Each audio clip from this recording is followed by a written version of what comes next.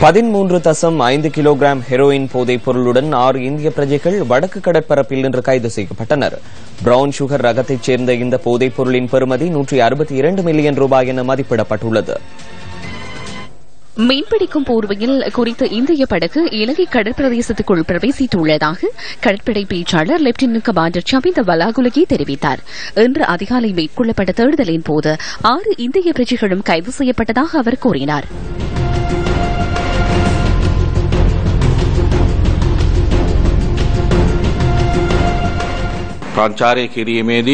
ரணவிக்ரம என்ற கப்பல் அப்பகுதியில் சஞ்சரித்துக் கொண்டிருக்கும் போது சந்தேகத்துக்கிடமான படகொன்றை கண்டுள்ளனர். அதன் பின்னர் அந்த படகை சோதித்துள்ளனர். அந்த படகில் எவ்வித மீன்பிடி உபகரணங்களும் இருக்கவில்லை. எனினும் அவர்கள் எமது கடல் எல்லையிலேயே இருந்தனர். படகை சோதனையிடும் போது 2 பொதிகளை கண்டுள்ளதுடன் அதில் ஹெரோயின் போதைப் பொருள் இருந்துள்ளது.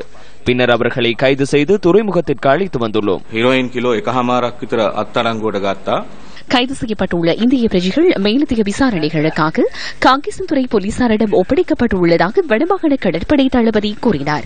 திங்கட்கிழமை, புதன்கிழமை மற்றும் சனிக்கிழமை ஆகிய நாட்களிலேயே போதைப்பொருள் கடத்தல் மேற்கொள்ளப்படுகின்றவை விசாரணைகளில் தெரியவந்துள்ளதாக இலங்கை கடற்படை குறிப்பிட்டுள்ளது.